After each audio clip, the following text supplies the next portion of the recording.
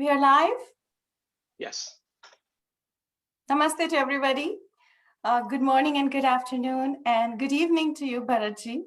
I'm excited to have Dr. Bharat Gupta today with us to talk to us about a very interesting and yet controversial topic of one of our ancient texts called Manusmriti.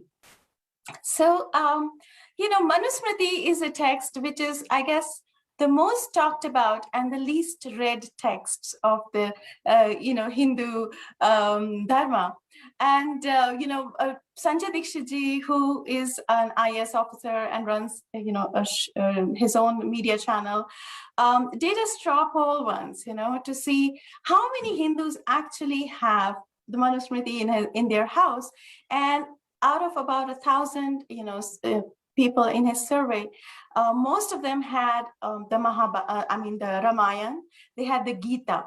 Almost close to 95% of them had the Gita and the Ramayana, and the Hanuman Chalisa was the most available text in the household.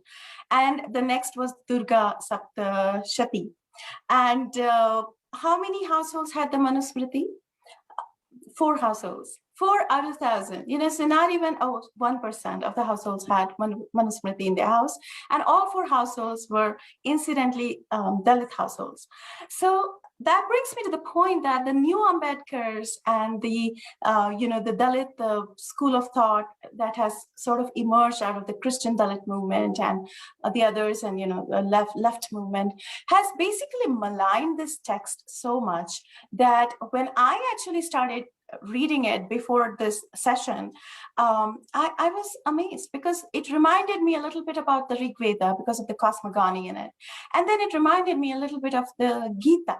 Those are some of the, texts that I have been following all my life. So what I'm trying to say here is that when the colonialist came into this country of India with a very, nefarious activity in mind, they were still trying to understand the society and were amazed and appalled to see that we did not have the 10 commandments or similar sort of a codified law system, and it was so diversified. And Manusmriti was one text that they found was being used for some of the legal discussions, I guess. But I am no expert on this topic. I have just started to explore it, and I would like to hand the floor over to Dr. Bharat Gupta. But before that, I want to just take a couple minutes to talk about his versatile personality. I basically also am amazed, Bharatji, at the your wide repertoire. First of all, you are a Delhi University emeritus professor, and you have studied and traveled abroad quite a lot, especially from where I am right now in North America. And you are also a specialist in Hindu text, arts, and philosophy, a classicist, a theater theorist, sitar and surbahar player. We have to bring you in for something, related to art and musicology as well. And you're a cultural analyst, and also, of course, you write in newspapers. So I am so impressed by your versatile resume and the fact that that's really interesting to note about you. And I'm so honored to have you today and have you tell us and educate us on this esoteric and interesting text called the Manusmriti. Over to you, sir. Namaskar to everybody in North America and those in India also who have managed to wake up at this, or rather to continue keeping awake at this late hour. It's almost 11:15 here, and we are just beginning. Now, I shall begin, as is my habit, with an invocation, what is called a Mangala Charan, in praise of Shiva. Ganga Taranga Ramaniya Jata Kalapam. Ganga Taranga Ramaniya Jata Kalapam. Gauri Nirantar Vibhushita Vama Bhagam. Narayana Priyamananga Jatapaharam. Narayana Priyamananga Madapaharam. Varanasi Purapatim Bhaja Vishwanatham. So this was in praise of Shiva, who is the Lord of Varanasi, the great city of knowledge. And with this auspicious enunciation, we begin this conversation. I am very, very glad that Kohana is giving me an opportunity to talk to you and discuss something which is not just a matter of a topical interest, but is a matter of almost a, a big battle. It is a big battle actually now for Hindus living in North America. Now, I am not a person who is just far away in India because I have a long, long association with the United States, nearly a lifetime. My children are settled there now. So I am one of you. And whatever is felt by you, thought by you, is part of my thinking as well. Now, Manusmriti has become all of a sudden very important again, and particularly in North America, because we see a new discourse on racism which is being generated in North America. Now, that is one part of our study of Manusmriti because the left liberal or the cultural Marxists, as one may call them, they are using Manusmriti to construct their present day discourse on racism. So, therefore, we have to talk of Manusmriti in context of what people are thinking and what they are saying about Hindus, how they are classifying Hindus, defining Hindus, in our opinion, almost maligning Hindus. So that's one part of it. The other part of it is Manusmriti as an ancient text, which is one of a large number of what may be called in the English language as the moral codes or the law books of Hinduism. Manusmriti is undoubtedly the most important or one of the most important ones, but there is a very large body of them which governed the law in India, and India prospered by these laws. After all, India was a very prosperous nation for thousands of years. If it had not been so, then so many people would not have come and plundered and looted and colonized it. So there is hardly any point in trying to prove that Manusmriti caused a lot of prosperity, contrary to what is being projected now in India and even in Europe and America. So I will take these two things separately because my main concern today would not be to talk about the new theories of racism or wokeism, as it is now called in North America, and which affects Hindus very adversely, as I am seeing now for the last 5 years. Very unfortunate because Hindus are a very industrious and well meaning people who have contributed immensely to the material, cultural, and spiritual prosperity of North America. So they have to be seen in terms of what they merit and not in terms of what they are being forcibly defined as, not what they people are making Hindus to be pictured as. It's something entirely different. So, first, let me talk about, and perhaps you would share my views if I have got it right. that the present discourse is that there are three kinds of racism in the world. One is, of course, Hitler's Nazism. The other is the white supremacist discourse, which totally disregards the black lives in America. And third is the Hindu discourse, where Hindu is the believer in the intrinsic hierarchy of mankind, especially the intrinsic hierarchy of human beings as they are in terms of a society and culture in India. So Hindu is a homo hierarchicus, as Dumazel once said, and they believe that there is no Hinduism without hierarchy, without somebody on the top and somebody on the bottom, and therefore Hinduism is a paradigm, an entire paradigm of oppression, that there is somebody on the top and largely people on the bottom who are being oppressed. So, this is what is being presented.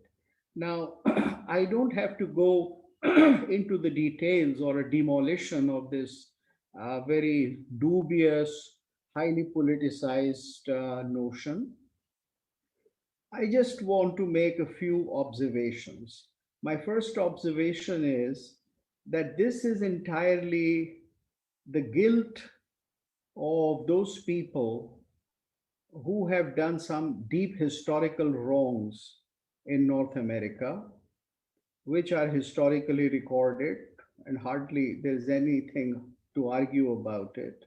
Namely, the supremacy which the white colonizers attained, and uh, how they uh, committed more or less a genocide and wiped out civilizations and established themselves. So there is this deep guilt inside their minds, and which is being put forth to them by rest of the world, and they somehow want to lay this guilt on others. And Hindus are a very convenient people in North America onto whom you can lay this guilt. So you can always say that, oh, you are also one of those people who have done very seriously wrong things. And you have done it for a much longer time.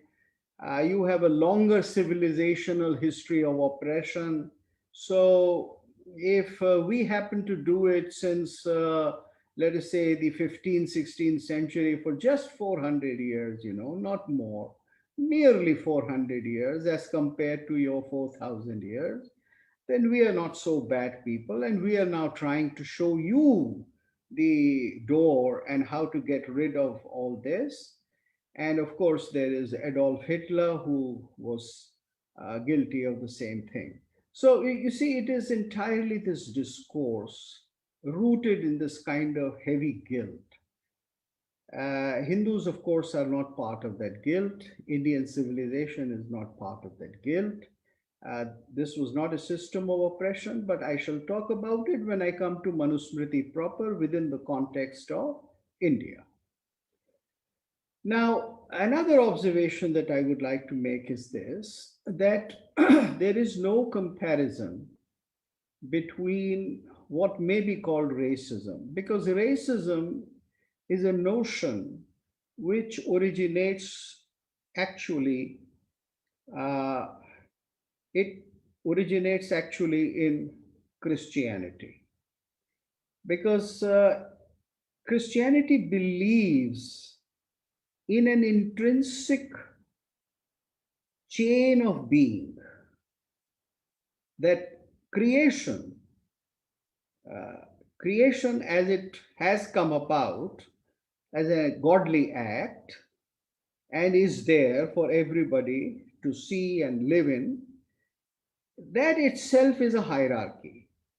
So there is God at the top, then there are angels when you come down, then there are human beings, then birds, reptiles, and when you go down, then you have demons, and finally, at the last end, you have Lucifer, who was the brightest of the angels but who rebelled. but who now lives in the deepest circle of the hell. And in human beings also, there is a gradation. Some are intrinsically higher, born higher forever, because they would be like this forever. They are closer to God, they are closer to light, they are closer in complexion to God, because God, Christian God, uh, is supposedly a white God. So the white people are closer to God, and the black people are not so close. They are down the line, they're down the hierarchy. Now, I don't have to give you all kinds of evidence for this, because this is readily available as to what people were thinking, even as late as early 20th century, when they defined uh, in anthropological terms that people living in Africa and in other parts of the world, those who are once called Aborigines, are lower kinds of Homo sapiens. Now, it is primarily this prejudice which encouraged slavery, which justified slavery, and slavery of slavery of this kind, where you capture people who have lost a war and sell them and make them slaves. This has been part of the European world ever since the Greeks and the Egyptians and the Arabs. It's not something which has been part of India. So it is an entirely different category, and that is historically established and well known.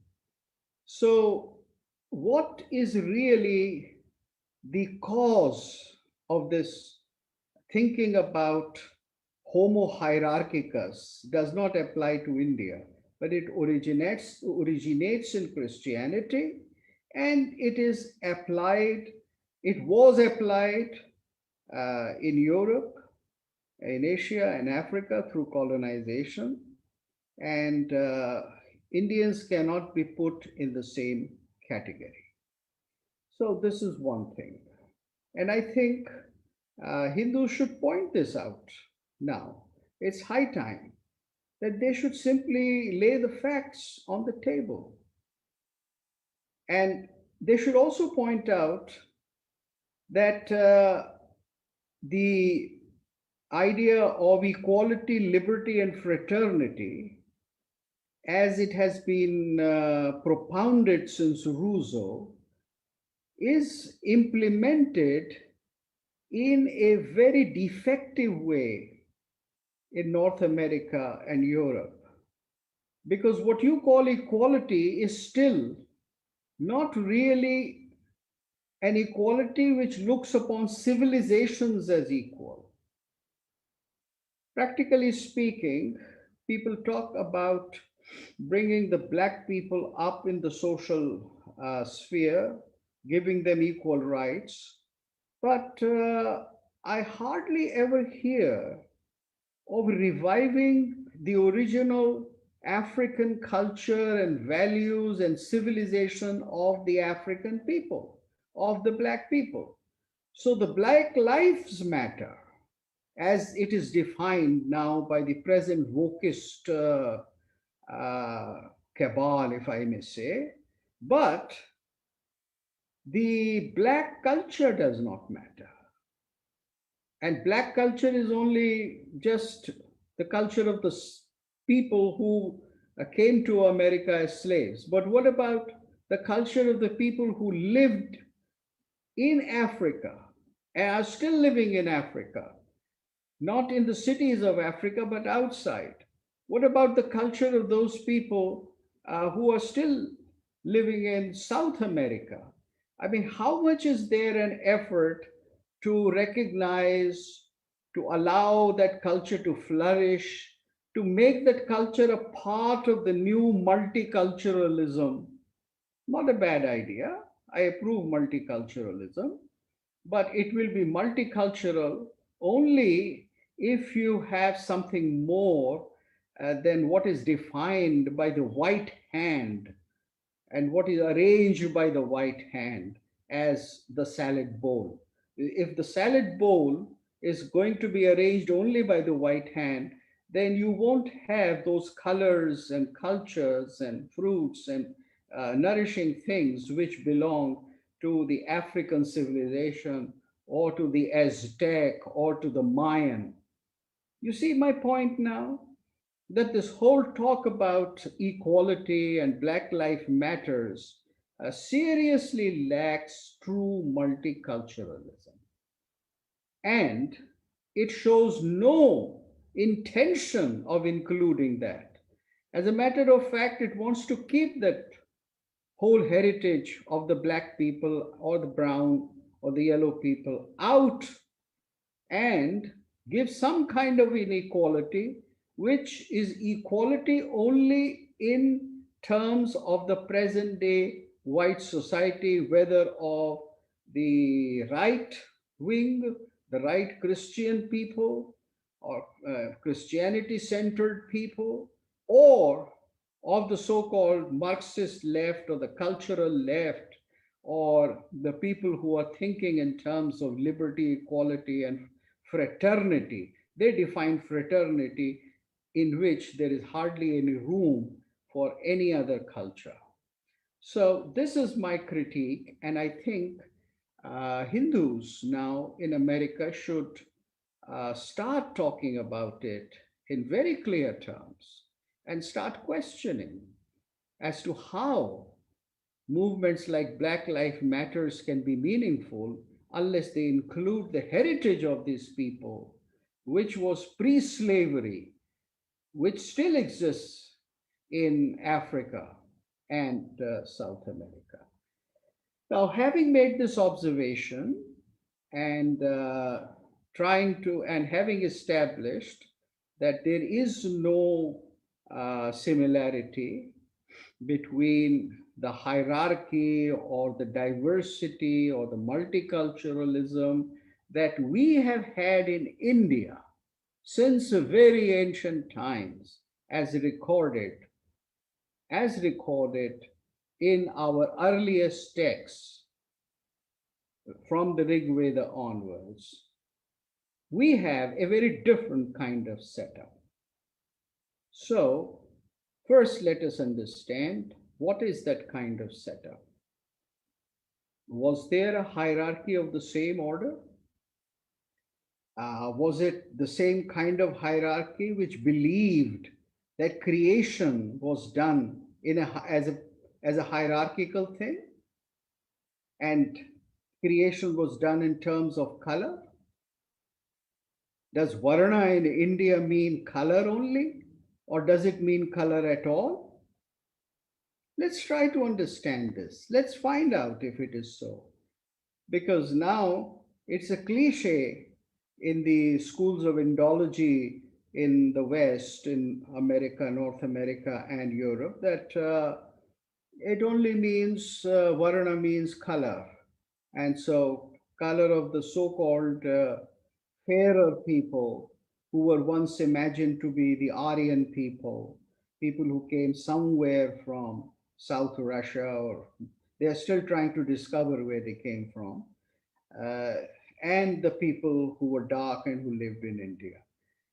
Now, that is not either the historical truth nor the fact that we find in our texts, in the Indian texts. Text written not just in the Sanskrit language, but in all languages of India, in something like 30 major languages and another 150 or 200 dialects. So let me go about as to what is really the situation and what it has been and what does Manusmriti talk about. Now, let me first begin by pointing out that Manusmriti is not just about the so called caste system. what has been called the caste system, but is actually better uh, defined in indigenous terms as Varna Vyavastha, as Varna Jati. Jati is the smaller unit, and Varna is a different kind of category. So that is not the only thing in Manusmriti. Manusmriti actually, let me just very briefly give you a run through, consists of 12 chapters, and it talks about these 12 things. And not only Manusmriti, but almost all the what may be called the Smritis, and what are called the Smritis, and what may be called the moral codes of India, they talk about pretty much the same thing, maybe in a slightly different order, but they talk about the same thing. So, Manusmriti, first of all, talks about creation. The first chapter is birth of the universe, Jagat Utpattihi. And it says that it came to be created. Who created it? How? That's a very intricate thing, and there are many other texts who talk about it. No time today to go into that. But it said that there was this great cosmic egg, and there were three worlds: the higher world, the middle world in which we lived, and the lower world. And then what was created right in the beginning was time and dharma, and the opposite of dharma, adharma. But the whole creation was categorized, was given a varna. Varna here means category, was categorized according to the actions of the people. So when all creation was made, that creation was divided into animals and birds and this and that according to the activity. So those who fly becomes bird, those who slither on the ground, those who crawl and slither, they become reptiles. And then there are other categories, the fish and human beings. But this is all according to karma anusar, karma, according to action. So whatever category is created in not just human society, but in creation as a whole, is according to karma or action. Which being acts in what way? So the one who crawls is one kind of varna. One who flies is another kind of varna. One who walks is another kind of varna. And then, of course, Manusmriti says that there were clouds and elements, and then vegetation, and then the cycle of time. Manusmriti then comes to how is it that dharma is defined? Now, what does dharma mean? Dharma doesn't mean just religion or some religious belief, or that there's somebody above me who is more powerful than me. Like the Greeks said that as boys to wanton flies are we to gods, they kill us for their sport. So this is one idea of God. But dharma is not an idea of God. Dharma is that which sustains you.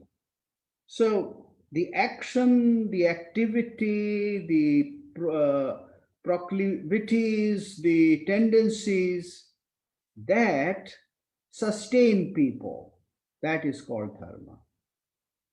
So there are people who would do business and they are sustained by business, who do commerce, who give and take, who deal. They are the business community. And there would be a varna called the Vaishya Varna, the people who study, who are uh, leaders of thought would be the Brahmanas.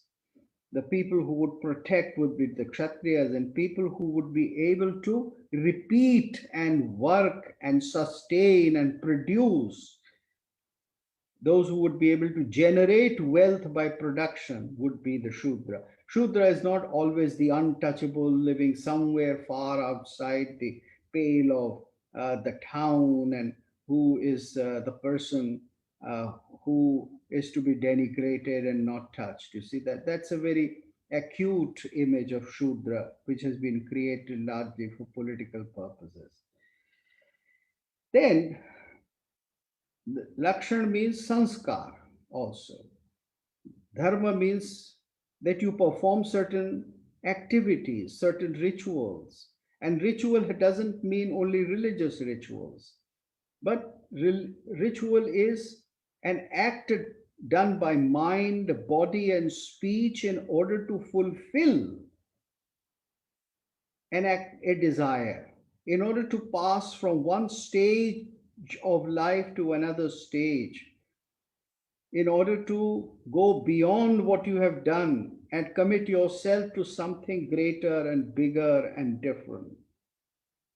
And then dharma is also proper action, action which does not harm others.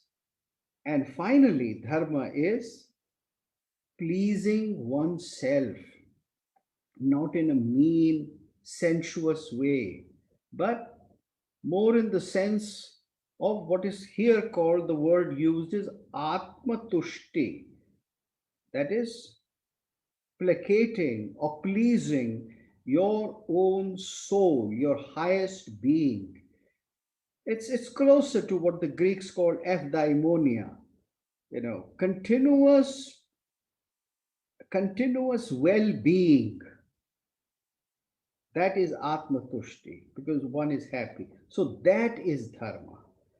Dharma is something which finally rests in enlightening and pleasing and satisfying deeply oneself. It is not in being aggressive.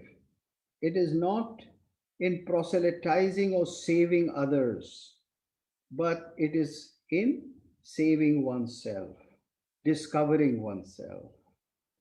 Then Manusmriti talks about various social relations, like marriage, like kingship, like what are the different rules of marriage and who will marry how, that. And then the most important chapter in Manusmriti is what is called Shauch, or purity. You see, purity and impurity has to be seen in a pre Christian term, because purity in Christian or Islamic terms only means obedience to the dictates of God as rendered before us by the prophet. That is, obedience is what is pure. The one who obeys the injunctions, one who obeys the commandment is the pure, one who doesn't is impure. That's not the Hindu way. That was not the ancient Greek way. Probably it was also not the ancient Chinese way. It meant that purity is something which is not either ritualistic or arbitrary, but is well tried in terms of what is helpful and what is healthy in the long run. So you eat certain things, you don't eat certain things, you touch certain things, you don't touch certain things. You do your earning in a way, you follow a moral code, and the highest purity is not causing pain to others and not earning a dishonest living. So Manusmriti says to earn an honest living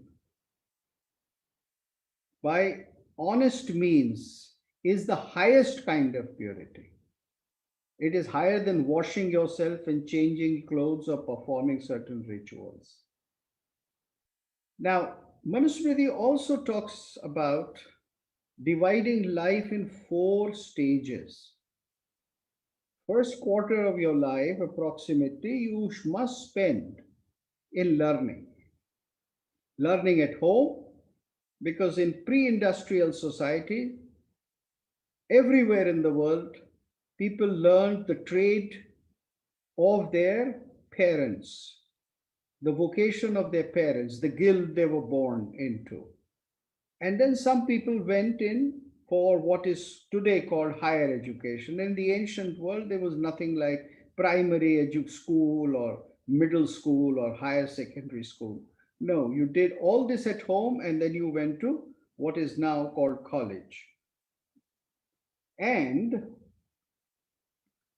then the second stage was when you had a family, when you procreated, when you raised able citizens, when you gave back to your society which had given you birth through your parents.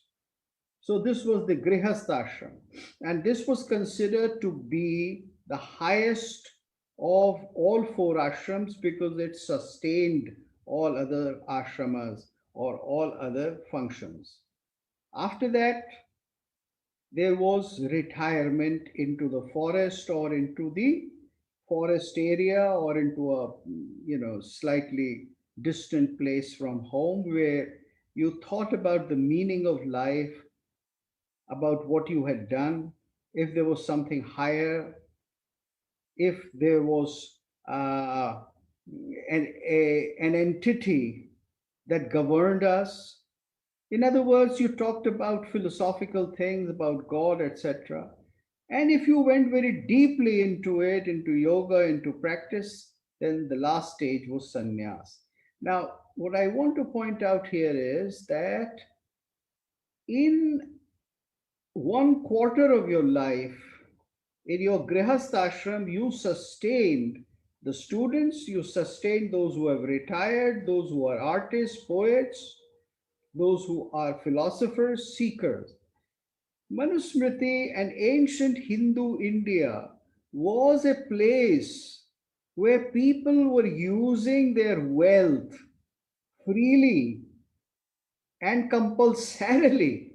Note this word, compulsorily. Here, dharma means you must do this in order to provide education to the young and to elderly and provide space for those who wanted to think, meditate, create art, write books.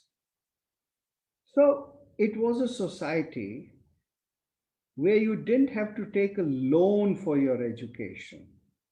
It was a society where you didn't have to depend on the state, on a welfare state.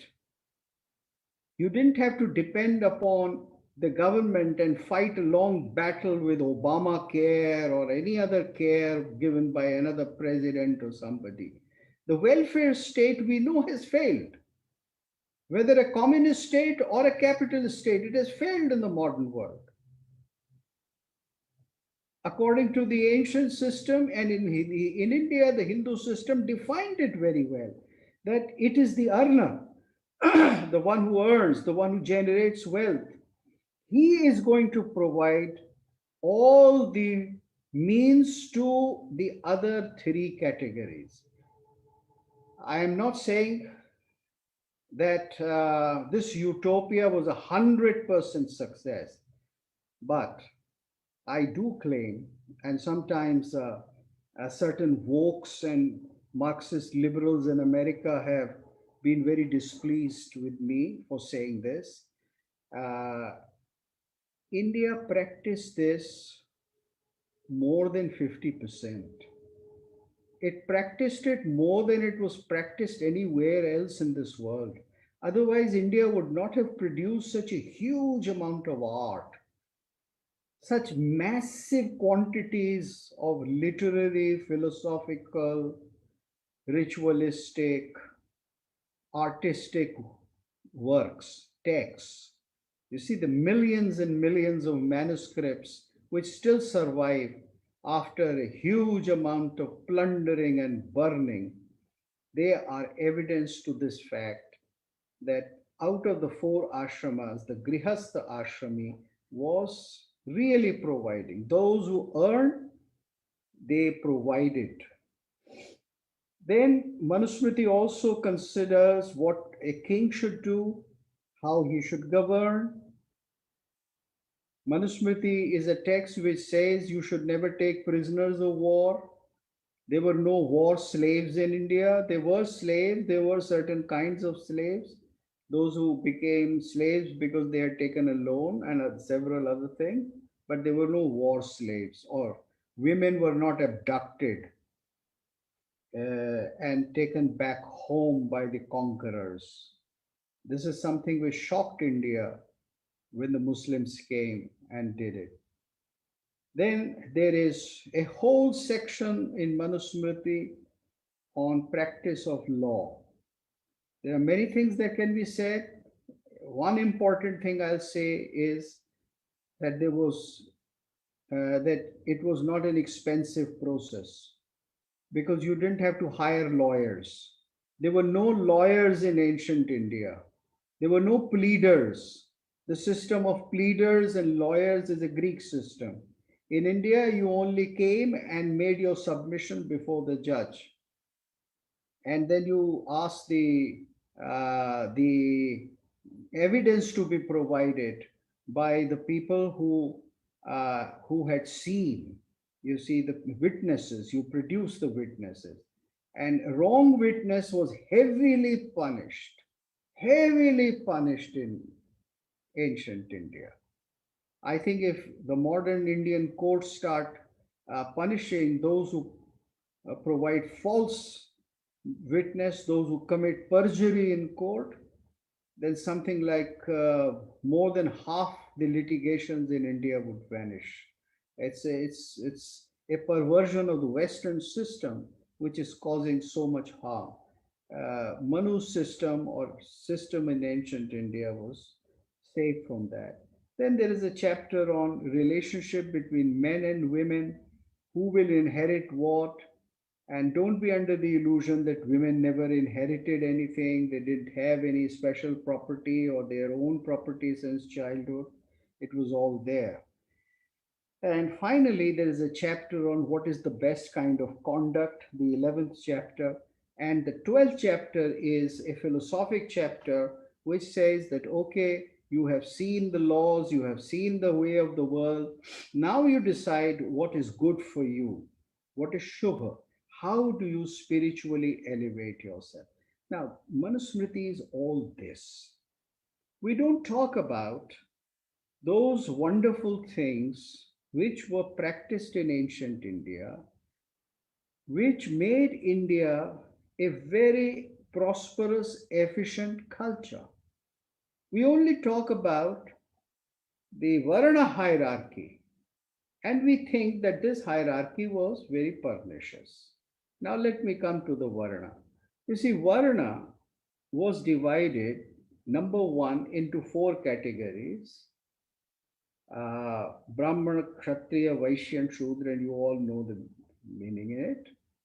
And then there were so many guilds called jatis, that is, people who performed different kinds of trades, not just within the mechanics and within those who performed, those who were sculptors or artists of the mechanical order, but there were categories and jatis in every field.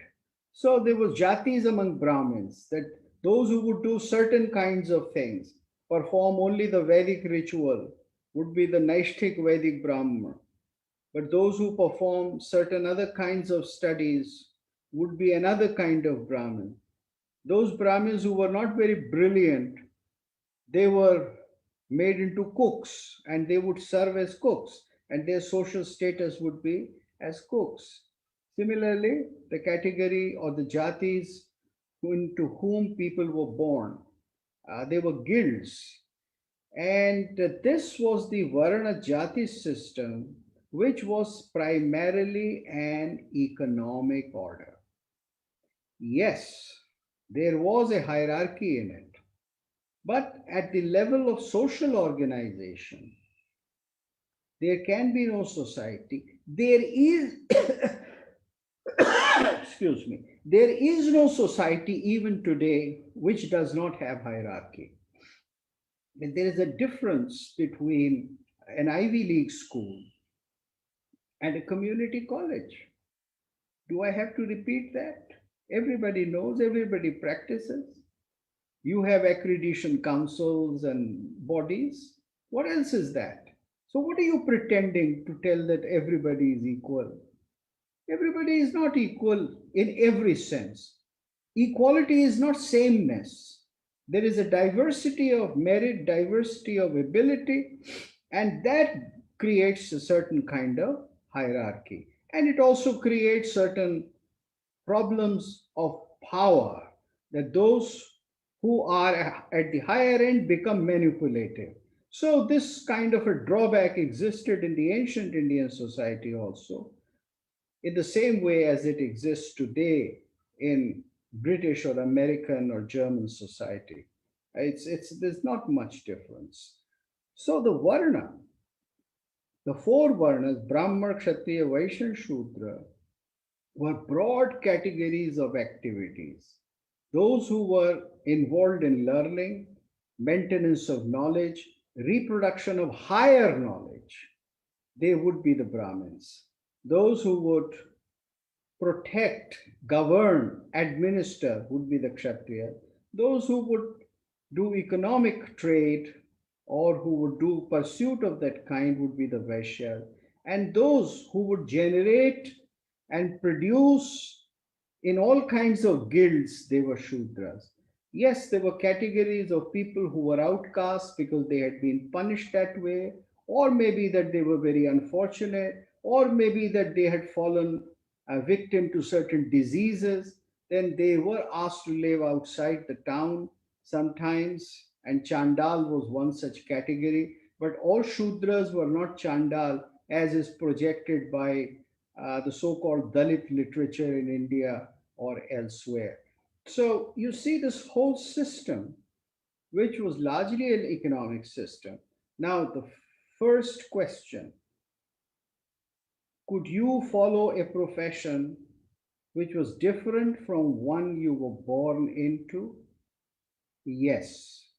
And there are dozens of examples. There have been huge studies on it. 30 years ago, there was a gentleman called M.N. Srinivas who wrote several volumes, did research to prove that there was upward mobility and downward mobility both between the Varnas. So, let's say if you were a governor of a place, if you were a Kshatriya, and you lost a battle, or you lost your kingdom, or you lost your fiefdom, then if you took to trading or commerce, then you would come down in the Varna category. And there were several examples. Or you, if you became a highly proficient intellectual or a poet or a philosopher, then you would rise to the category of a Brahmin. If you became an absolute dissolute, then you would be relegated to the behavior to the category of a Shudra. Now, one thing is to be understood, as I said right in the beginning, that creation was not in hierarchy. Now, that's one of the biggest mistake of, and mispropaganda about Indian texts. The Indian text says that everybody was created from Brahma, that is the supreme reality, and therefore was Brahmana. Everybody was therefore a Brahmana. You see, this is what is said. It's said in Mahabharata, it is said in Manu, right? In the first chapter, Manu said, and then, according to their economic professions, they fell into the category of Brahmana, Kshatriya, Vaishya, and Shudra. And this was something open to upward and downward mobility, as community mobility, and as individual mobility. So there were several cases we find in texts, in dramas, in poetry, in various stories, where you have these characters and you see them and you learn about them and you see that they would be practicing certain activities which they inherited from the time of their birth, but certain new activities when they adopt a new profession and a new category or a new varna. For instance, there is this the hero in the play Mritchakatika, the clay cart. He is a Brahmin by birth, but he becomes a transporter. You know, he has carts which he rents out, and so he is a businessman.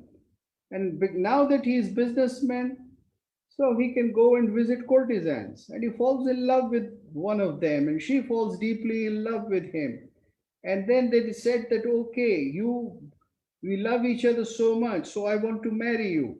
And the king says, okay, you can marry her. And she ceases to be a courtesan and she becomes a housewife along with the earlier housewife. So there was this mobility, this change, this, uh, what shall I say, this change from one space to another space. All this happened. And there are hundreds of examples of this. So the so called caste system was not rigid. Now, obviously, everybody did not want to change, just as today everybody does not want to change. Even today, we find that son of a lawyer, a successful lawyer, would inherit his father's practice, or a doctor. I mean, people go into that kind of things even today. So, in ancient times, also, the large number of people would stick to the profession of their parents, but there was mobility for those who wanted to change, and that is something happening even now. So, if I were to give you examples from text, from social order, from various other venues, it would take hours and hours. You can hear my videos. I have a couple hundred videos on my YouTube channel, and quite a few of them where I have discussed Manusmriti or the social order, you will see. Now, one last thing I will say, and this is something nobody talks about, especially all our fixated friends, you know, those who are politically fixated on Manusmriti, whether in India or in uh, or in California or somewhere, Colorado, where once you used to have this head office of the or Dalit organization. And it is this, that while there was what may be called the Shastrik or the Shastriya or the well defined system or the legal system uh, as enshrined in the Smritis, Manusmriti, Yagyaval Smriti, Deval Smriti, various other Smritis, and the Sutras, Apastam, etc., earlier. Apart from this, there was another category of what was called customary practice, lok achar. So, what is written in the books is Shastra Achar, Shastrachar. But what was practiced in different parts of India, in different regions, was Lok Achar. So, like in Tamil Nadu, you could marry your your mother's brother. It was legal to do so. It's still done in villages in Tamil Nadu. And that was customary, regional custom. Now that was honored as much as what was supposedly defined by the Brahmins. So Lokachar was practiced and Lokachar was reconciled. It was on the basis of Lokachar that Draupadi had 5 husbands, not on the basis of Manusmriti or Yagyavalk or any other Smriti text, but on the basis of a local practice. So people who belong to a different region would also sometimes adopt the custom of another region. So Lokachar was very important. Similarly, laws had very uh, human and flexible parameters. It was not the strict law. It was not the law based on sameness. I don't have time. It was a different principle which was adopted in ancient time, where appropriateness of punishment was more important than the written letter. So, I would stop here now, end my discourse. Thank you all for listening very uh, attentively. And Richa would begin by questions, and I think hand it over to others who would like to ask questions. I'm all yours, and I have all the time to discuss these matters with you. Thank you, Bharatji. That was amazing to understand the least known text for us. Really, it is because along with this, I think we always thank everybody, and I want to thank these new Ambedkarites for exposing us to this text because the more I learn about the Indian society, the Hindu society in the past, it is so based on dharma, on the pursuit of excellence within the jati guilds, as you call them. And also the social structure, is largely based on the economics. It was based on the economics. The society, is based on dharma. The legal system, like you said, is so diversified and went down to the grassroots level and allowed that democracy within that process to flourish, which is why we are the country that we are today, with the level of diversity that still exists in every element, even though there has been so much imposition of the colonial constitutional structure. Which sort of is a good segue for me to go to the first question. I think Mr. Vasuki here has asked that he has read that the Manusmriti was actually the constitution of that time, before the colonialists came in. So is that true?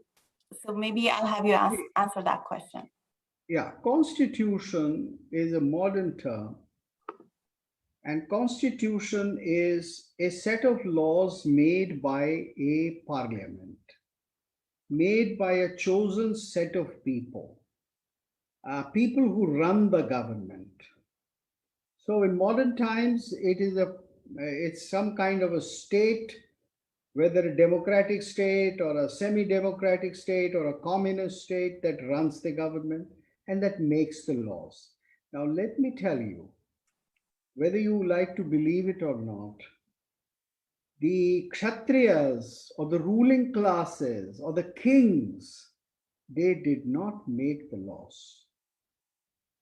They did not say, you see, this whole struggle which you have in Europe, that the church used to have its clergy that made the laws, and it had its army, because Christ was the spiritual and the temporal Lord both.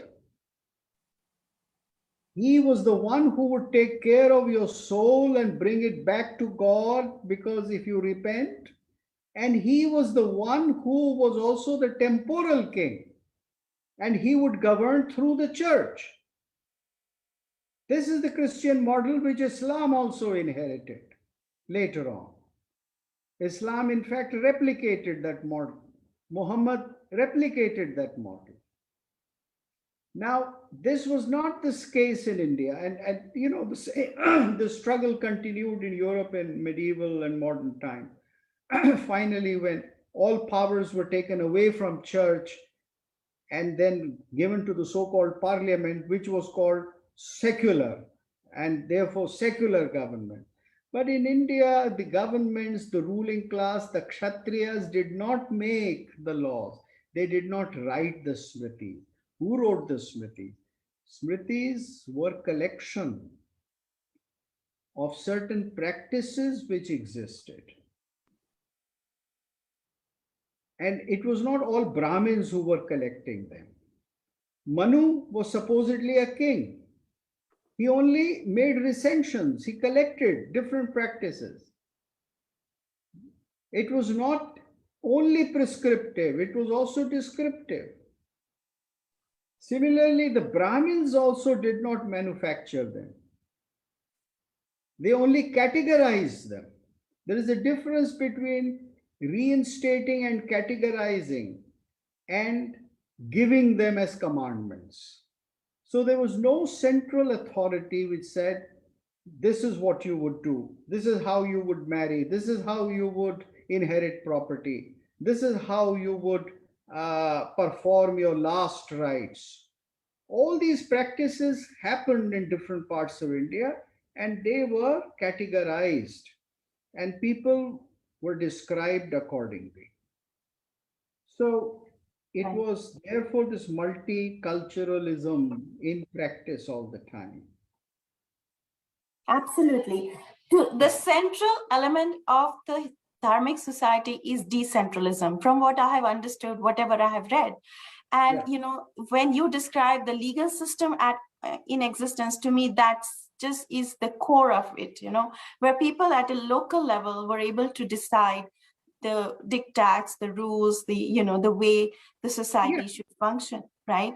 And I have also seen, like you said, the kings had to go through a democratic process of selection sometimes.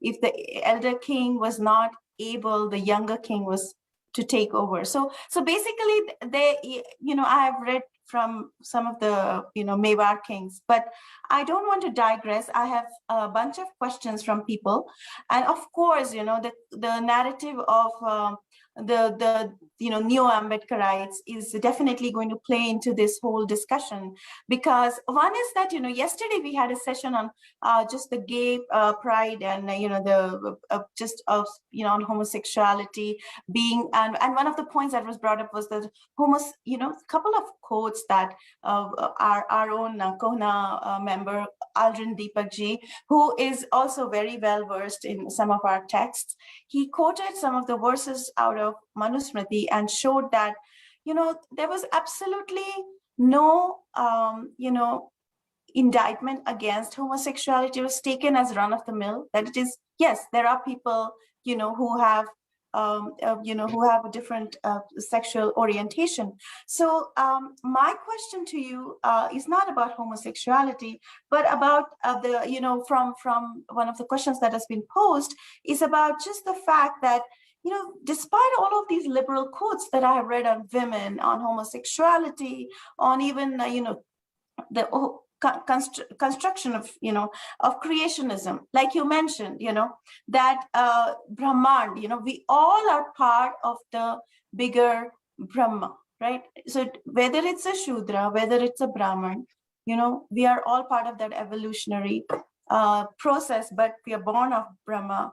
So but yet, were there manipulations of the text? That was one of the points discussed yesterday, and some of the scholars have mentioned that there have been manipulations of even the Guru Granth Sahib. I've discussed with Sikhs, and also of the Manusmriti, which was taken as one of the texts to be, just focused on by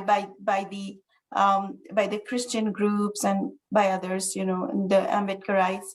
So was the what do you how do first of all, were there manipulations, and what do you think of the fact that there are some verses in Manusmriti about Shudra and women which are like very derogatory, so to speak, and there has been this whole process of Manusmriti burning that is ongoing, starting with Ambedkar leading the pack. So please, I would like you to weigh in on this. Look, Thank you. uh, we have to broadly see the whole thing in historical terms. There was a society before industrial revolution in the world here, whether in Europe or in India or China or elsewhere. And there is a society which is after industrial revolution. So many things change. The whole economic order of the world changes with industrialization. Then, of course, with print culture coming in, then digitization coming in, but then television coming in, then digitization coming in. So we have a very different socio-economic order now. And the needs of the new order were not the needs of the old order, practically speaking. Sometimes, or not sometimes, always and always, the older texts, even the texts of Christianity, Quran, or the Indian texts, the Hindu texts, they are castigated for one thing. Why were women compelled to marry so early? Okay? Why did you not educate them? Why did women not go to college? So you'll have all kinds of vituperations on Manusmriti that women were not given higher education, women were not given any education, they were not given initiation, they were not sent to gurukulas, etc. And then on the other side, you will have apologists who would say, yes, they were. Now, the truth is different. The truth is that everywhere in the world, women had to start reproducing very early. You see, you had to reproduce 10 to 12 children so that 4 or 5 could survive and so that your race could continue. And if you send women out of home to educate themselves, and if they were to come back at the age of 30, they won't be able to give more than 1 or 2 child. And that would have meant depletion of total populations. And this would have been true, this was true not only of India, but Europe, Greece, or anywhere else. So all of these societies, they said, let's start reproduction early. Now you have to understand this. This is a very basic, fundamental fact. That next question, what about education? Yes, women were educated at home. Women were educated, given plenty of good education in India. If you want to read how and what and who would educate them, who would teach them, what were the resources, what was the social order, read Kama Sutra. Please see my lectures on Kama Sutra on my YouTube channel. There are details that I have given there, quotations I have given there as to how this happened. And Kama Sutra makes it very clear that women will be educated after marriage by the husband, before marriage by the father, after marriage by the husband. Kama Sutra says it in black and white, tells you how to put. So I have given one example. Now, if you ask me, did they go to college? Well, I'll say, no, they didn't go to college because they could not have gone to college. And I can tell you, everybody will stop going to college in 10 years, even in North America, because the colleges and the university are becoming slowly and slowly defunct. They are not delivering the same education as they did. And I have seen this. I went to college in America, and I have been coming and teaching and lecturing for the last 35 years, and I've seen the massive decline and how difficult it is for people to go to college.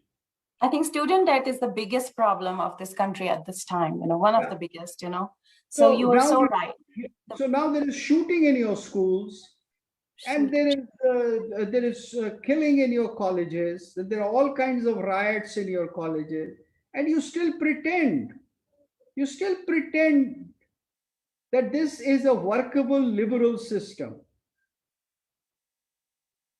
So I am not defending the ancient societies because there's nothing to defend. They worked out their systems, which were very different from ours. Let's not impose and demand our preferences from the ancient society. You just see if opportunity was provided or not. Yes, opportunity was provided. Read the Kama Sutra about women. Read the Kama Sutra about homosexuality. Read the Kama Sutra about gender. Read the Kama Sutra about men and women relationships and how sexuality was based on the principle of mutual respect and pleasure. Mutual respect and pleasure, and equality of the sexes, which does not mean sameness of work. Modern societies tend to take sameness of work as a mark of equality, which is not the case. Absolutely. So, That's if beautifully you said. I'll Mhm. tell you, now I can give you many such examples from Manusmriti where it would appear uh, extremely oppressive to you because certain things were not done or not allowed, or certain compulsions were there.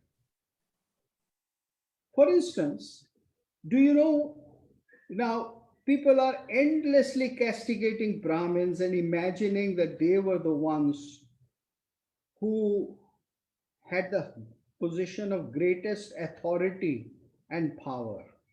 But this is not true.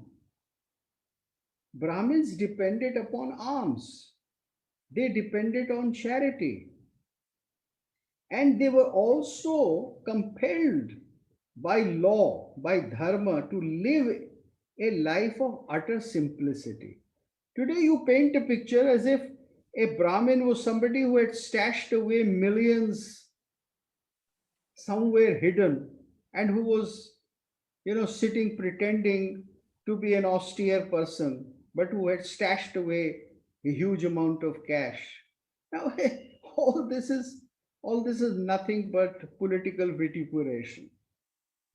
Absolutely. Absolutely. Yeah, the There were way they all have kinds of portrayed. Brahmins, all Mhm. categories of Brahmins, Right. and there were cases in which Brahmins had to be punished many more times than even a Shudra. Therefore, certain offenses. When you mention the Kama Sutra, one of the things that always comes to my mind is that we never had one text or one book to go to. We have a multiple range of books. And when I started to read the Manusmriti, one of the things, there is such a common thread of philosophical and dharmic, sentience in the whole, text and libraries that we have. So that is, and the fact that you mentioned about Brahmins, that they had to give up certain material wealth in Yeah, order to achieve that. So the process of evolution did not rest. The money actually rested largely with the Shudra and the Vaishya community. They were yeah, the trade guilds and the right. business And the Kshatriyas class. also. And the Kshatriyas also. The wealth accumulated with Kshatriyas and the Vaishyas and the Shudras. And in Kshatriyas certainly had more wealth than anybody else because they were the rulers and the kings. They Correct. certainly had more wealth and splendor and lavishness. But Brahmins, they lived a life of great austerity or poverty. Right. Absolutely. And, one of the points that you mentioned in the modern society, we are, you know, currently in the US, the socialistic, framework that is coming up where, equal opportunity, like you said, does not mean equal outcomes. Or then there's always going to be a certain hierarchy that will prevail in the society because of the way some people excel and some may not, even despite the No, opportunity. I may point out here that in India, there was always and always an opportunity provided to the meritorious.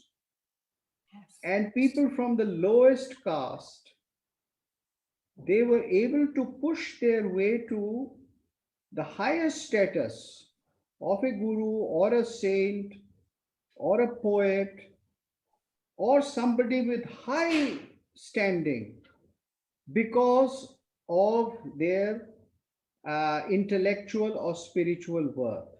And it is true even today. You must have heard of, the hugging amma or the Uh-huh. hugging mother, right? Now Fisherwoman. she's a woman. She is a shudra. She belongs to one of the lowest castes, but she is not considered any less a saint than a saint who may have been Brahmin in his earlier life. You see, Yeah. I'm giving you an example which is from current practice. And I am witness to her spiritual power because I have myself felt the power of her spiritual embrace. So, millions of people have given her that highest status. And this is just one example. There are dozens and dozens of examples. Dozens of examples, and the writers, authors of Mahabharata and Ramayana are what we quote all the time. We've always had Valmiki and Ved Vyas, and so basically, I think we have a couple more questions, Bharaji. I think before that, I just want to say that you brought out a very important point, that our society was based on the idea of evolution and reaching that highest, level of being Brahman or God, yourself. So we were always that liberal society, that and a quest was always present. I think it's a beautiful structure in general. The more we explore, the more we learn. But I think there were many other smritis. I have heard you talk about that. I think that is something I just wanted you to touch upon based on one of the questions asked here. And also a question that is asked is probably a good link here is, could you please recommend a good translation of the Manusmriti, which we can read? Well, look, a fairly good translation is a very, very old translation by Bueller into English. Then there are several translations in Hindi and Marathi and other languages. And I would recommend that if you read an Indian language, then you find a translation in the language you are more comfortable with, Tamil, Marathi, Bangla, or whatever. For those who want to read English, there is Bueller, then there is a translation by Kale, and Kali. Can I take several the spelling of Bueller, because I guess we are not so familiar? Bueller is regular German spelling, Buhler, Bueller. So I don't know what was the Christian name, but this is Bueller. It's a And German guy. yeah, it's available on the net. You just have to download it. If anybody writes me an email, I can send it to them. And then there are translations, uh, of course, into Hindi, etc. I don't use any translations, so I'm not familiar with them. But you can find them. And you see, regarding other smritis, yes, there are certain differences somewhere in certain matters. But as I said, that in India, diversity of law was the norm. Yes. You see, it was the norm. First of all, you had this biggest diversity: written law, shastrachar; unwritten law, customary law. Most people don't want to talk about it. Most people think that everything in India went according to written law. No, most of the things went according to customary law. And it's some regions of India that's still happening. Right. If Draupadi had five husbands as early as Mahabharat, which was, well, 5,000, 6,000, whatever years ago, you still have that custom in Himachal Pradesh today. You still have some villages which follow their system, where one woman marries a household of three brothers or four brothers. And it's not a libertine society. I mean, it may appear to us as something terrible just because it's unfamiliar, but it's a very well, highly structured society. Last week in the Northeast, in a family, the head of the family died. He had 86 children and 32 wives. Now, this is a custom which was followed in this far remote place in Northeast, which belongs to some ancient customs of that region. Hindu society never persecuted this kind of diversity. I mean, most of this persecution has either a Christian or an Islamic origin. It's time to call off this bluff, please. Absolutely. You said it, sir. This is the statement of the day. It's time to call up this bluff. Because, just because they have the microphone and we don't, they have been just blasting this whole narrative of, swastika. Today, we are also facing these kind of laws. Swastika is a Nazi symbol, I mean, our holiest symbol. And who then the created Dalit was, yeah, who I'm sorry. created the problem regarding homoerotic people? The Christians. You Yes, see, the Greeks had a society in which homoerotic love was normal, an everyday affair.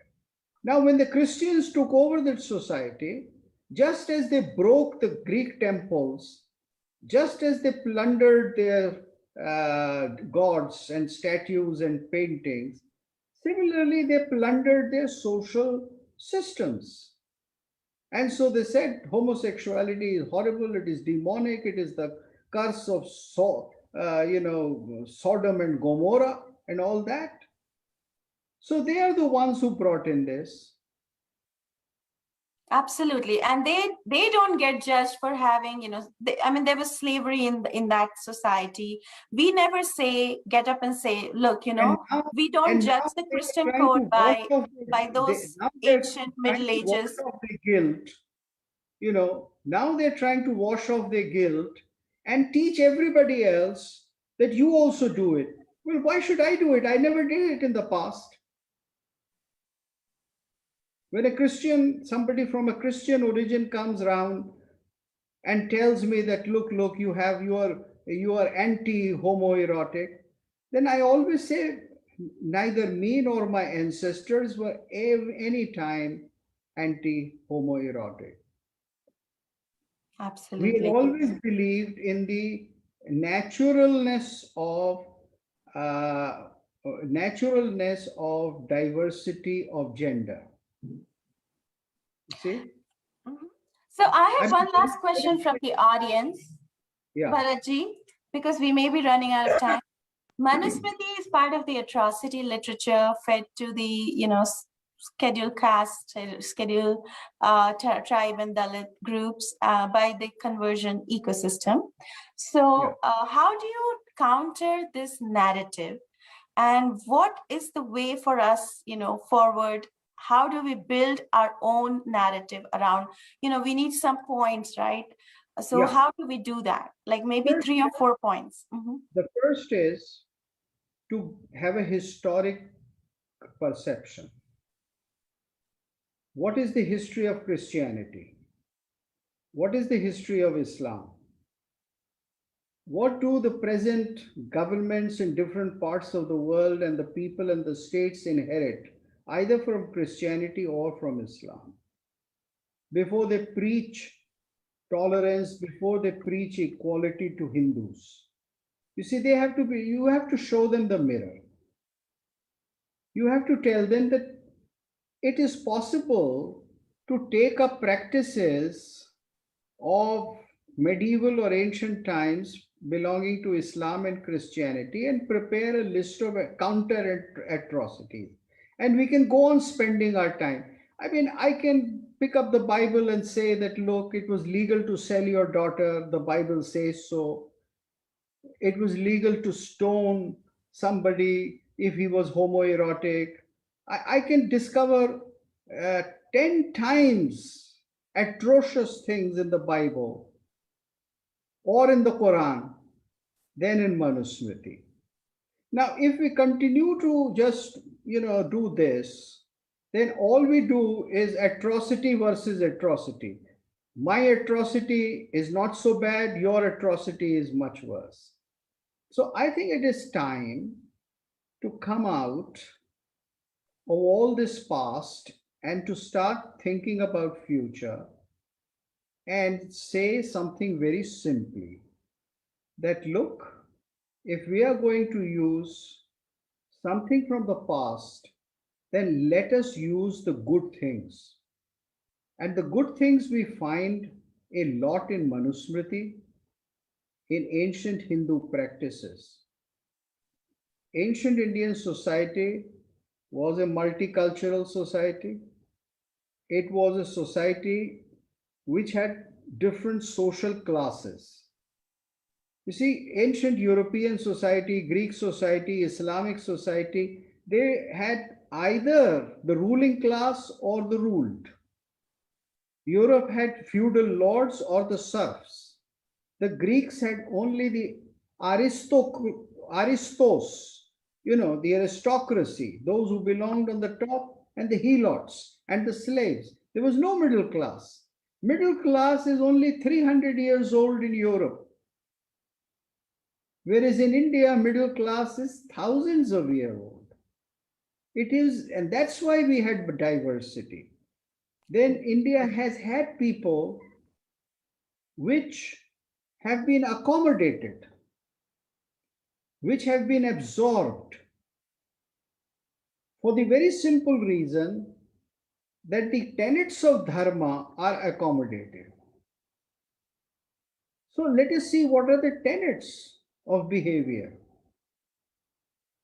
And when we talk about tenets of behavior, and when we do a comparative study of religion, then you will find that the biggest obstacle with the Christian and the Islamic and the Abrahamic religion is that they preach that theirs is the only truth and theirs is the only true religion and the true God.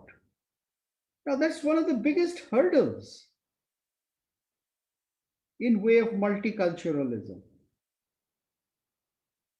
That is one of the biggest hurdles in way of a diverse or a pluralistic society.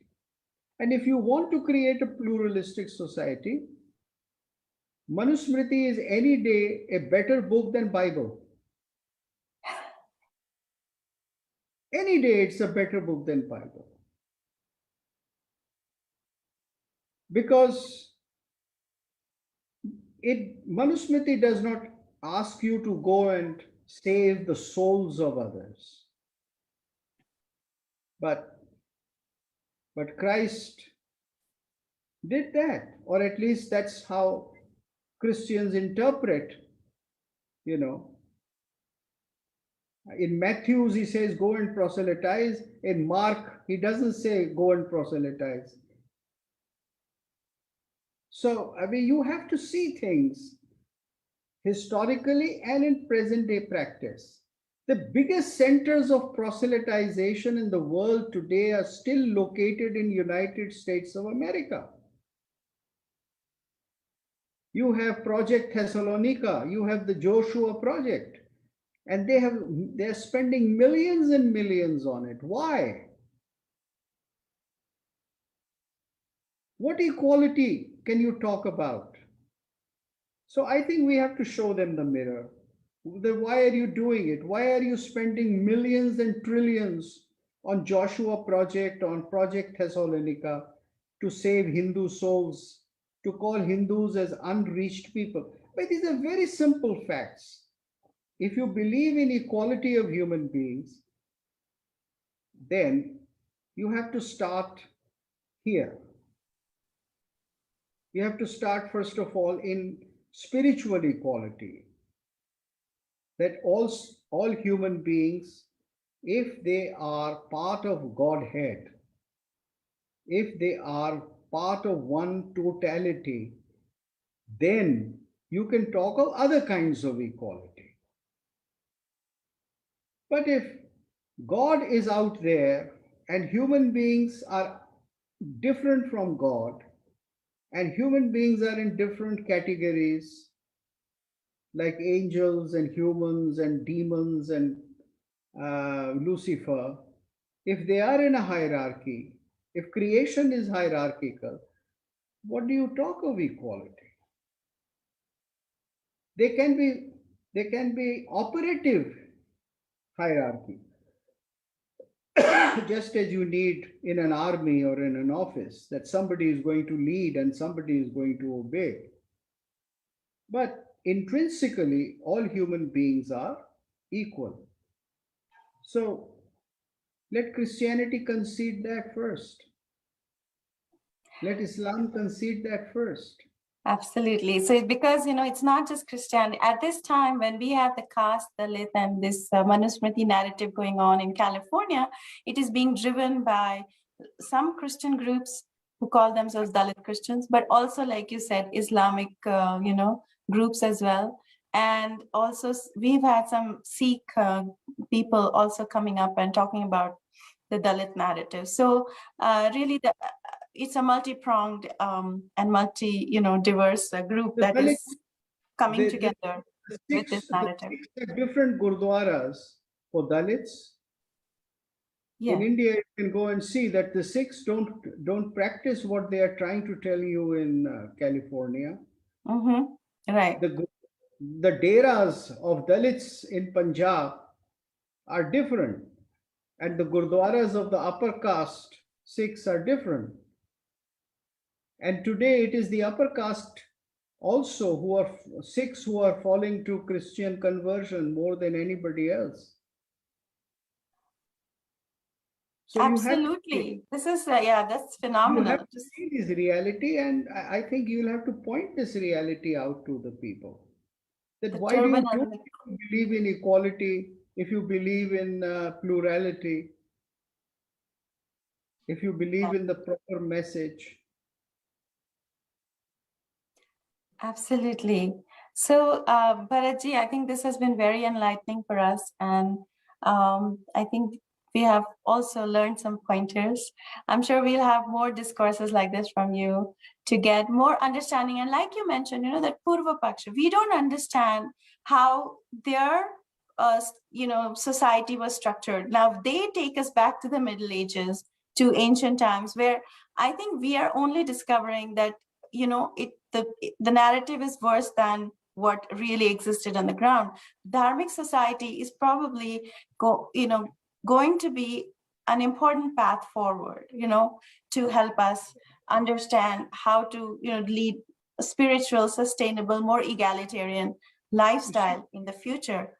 it's, it's a proven fact that Hindus are the most cooperative people as diaspora wherever they have settled. They have contributed with no friction at all to the societies that have adopted them. And there is always a problem with Muslims who sooner or later demand Sharia law, who demand an entirely different space for themselves. There Yes. is always a problem between Christian factions who use different churches to pray. You see, it's a very simple fact you can tell all these people. I may be follower of Shiva, but I can go to a Vaishnav temple or a Devi temple. A Hindu who may be part of a certain sampradaya. He can go to worship any temple and worship any god.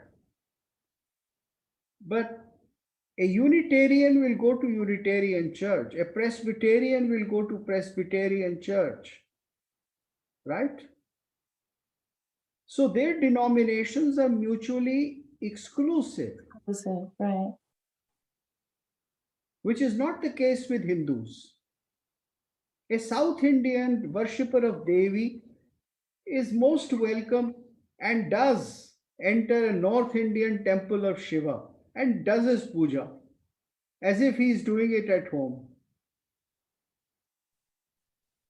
So there is something which is far more deeply unifying at the philosophic level, and Mm-hmm. which is the most valuable portion of Hinduism, which the Christians and the Muslims in Europe and America have to concede and have to respect. Absolutely. Their enlightenment movements and their transcendentalism movements in the US were all based on our Vedas and Upanishads and Bhagavad Gita, So that is the inspiration we need to take. A lot of the movements that diversity and inclusion movement cannot go forward without the influence of a dharmic society. And we as Hindus really have that opportunity and that moment of liberation to understand ourselves better, decolonize, and take this forward. With this, I want to end this really nice discussion, Bharatji, and maybe go forward on the path of dharma and Yeah, understanding ourselves better. Thank you so much. Namaste thank to everybody. Thank you for you. sharing a beautiful Sunday morning with us, afternoon somewhere, and for you, very late in the night. Thank you so much. Yeah, I've begun a new day. Absolutely. Yeah. So, namaste. Namaste. Good night.